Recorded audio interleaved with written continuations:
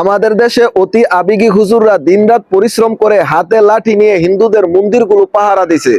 অপরদিকে ভারতের বিজেপি মালাউনের বাচ্চা কুত্তাগুলো ক্ষমতায় আসতে না আসতে আমাদের মুসলমান ভাইদের উপর অত্যাচার শুরু করে দিছে।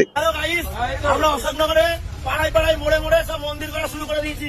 তোমরা যারা বিজেপি সেনা আছো সবাই শুরু করে দাও মন্দির করা, কোনো মসজিদ থাকবে না। পশ্চিম বাংলায় যদি মুসলমানেরা নিরাপদে না থাকে, বাংলাদেশি হিন্দুদেরও নিরাপদে থাকতে দেওয়া হবে।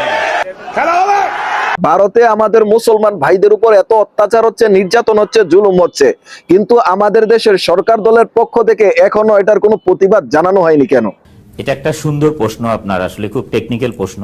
একটা কথা মনে রাখবেন, হিজড়ার পেট থেকে বাচ্চা আশা করা আর ভারতকে বন্ধু মনে করা দুইটা একই কথা।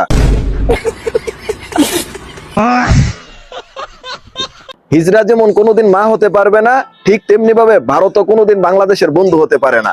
কথা কি ক্লিয়ার না ভেজাল আছে?